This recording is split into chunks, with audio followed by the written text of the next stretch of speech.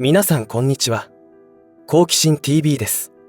今回の動画は4月から施行される食料供給困難事態対策法に関連する情報をシェアしていこうと思います。この法律の施行については SNS 上でもいろいろ物議を醸し出していますが、中には間違った認識もあったり、騒ぐ割には自分は何も備蓄していなかったりと本質からずれた人も一定数存在していそうです。このチャンネルで押さえておきたいこととは、日本政府による減反政策という食料自給率の低下を推進する農業政策を継続しながら、なぜ急に有事の際の法整備を行っているのかということです。私たちは先のパンデミックで政府発信の情報を鵜呑みにして起きた悲劇から多くを学ぶ必要があると思います。そのような観点から考えられるリスクについて考えていきたいと思います。ぜひ最後までご視聴ください。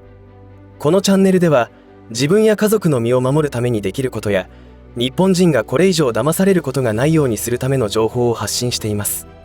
チャンネル登録がお済みでない方はぜひチャンネル登録をお願いします。さて、冒頭でも言いましたが、4月から施行される食料供給困難事態対策法について、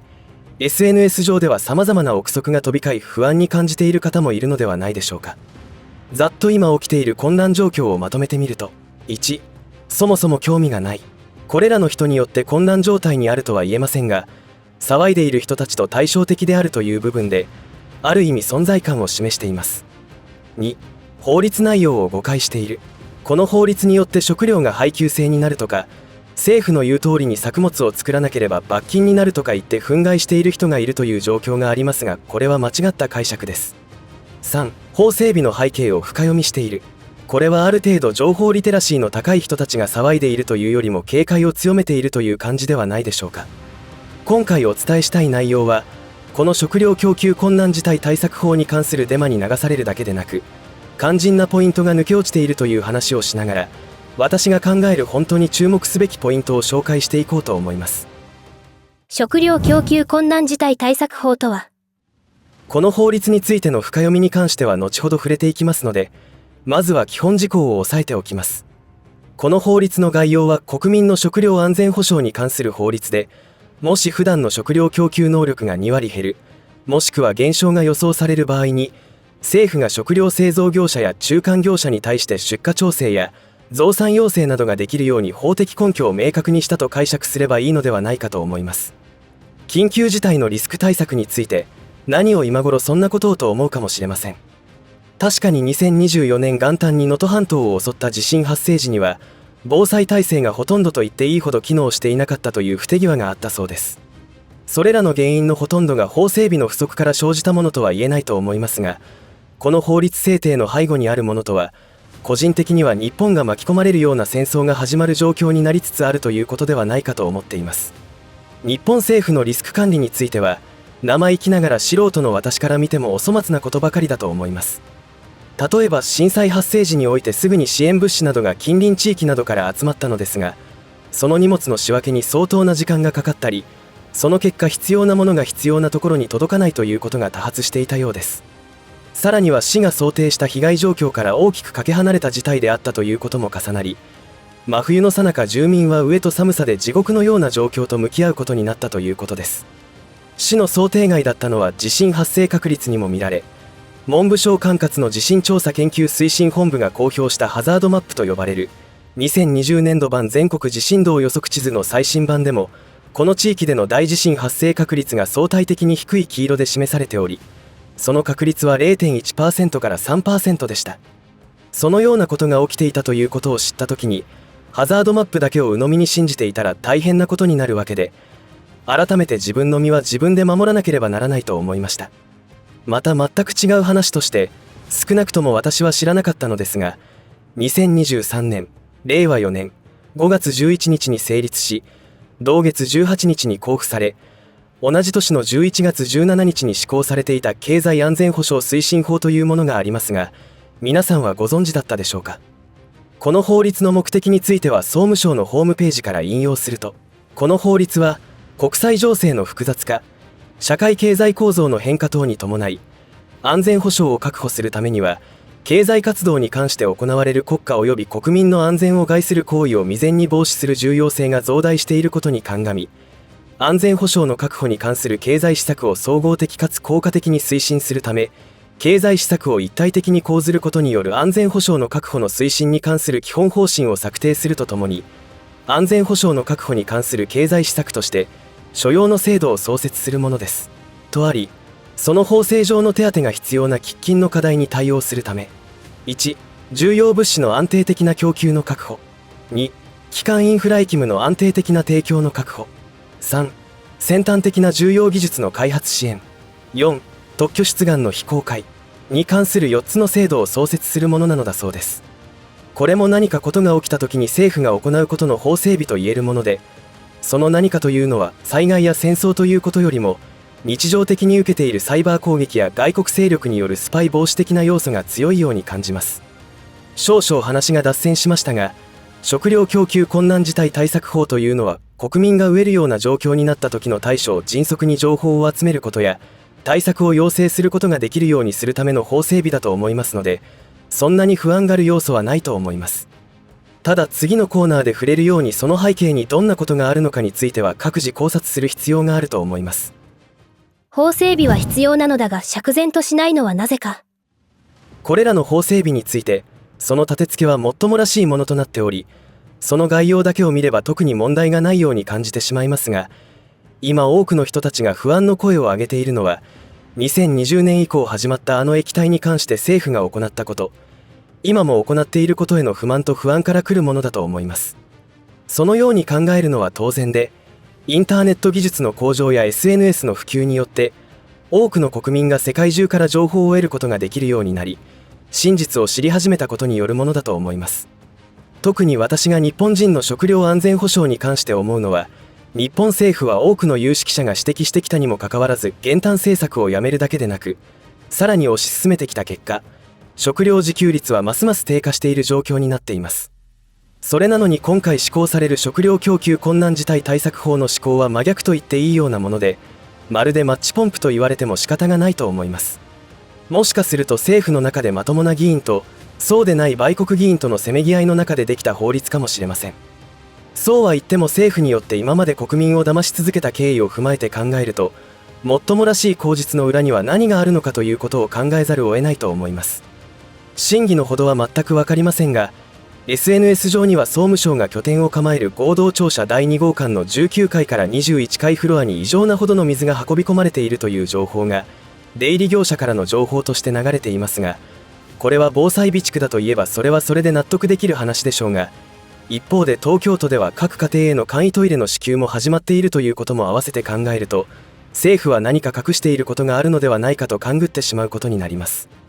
その何かとは例えば津波を伴った大地震の発生情報です。まともに国民に告知したらパニックになるので、自分たちはその準備をしておくというものです。もはやこれらの情報の真偽は分かりませんが、今回日本のどこかで大きな災害が起きる可能性は否定できないわけで、そういった意味では今一度身を守るための対策を考える必要があると思います。いずれにしてもそれらの情報の真偽を確かめることはできませんし、我々はジャーナリストではありませんので、真理を追求することに時間をかけるわけにはいきません。なので一つの考察材料として対策を考える際の参考にしていくしかないと思います。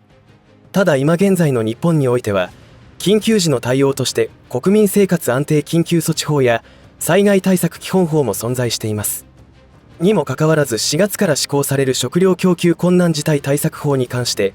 ある意図をもって食料配給制が始まるのではないかという不安については完全に拭い去ることはできないため、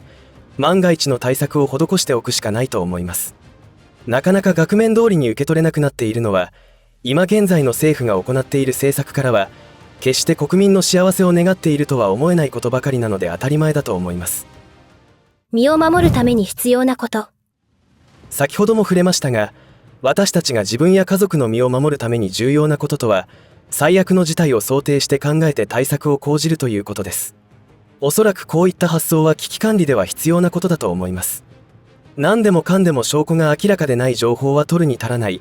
陰謀論だと処理していては手遅れになります。私たちは裁判官でもなければジャーナリストでもありませんので、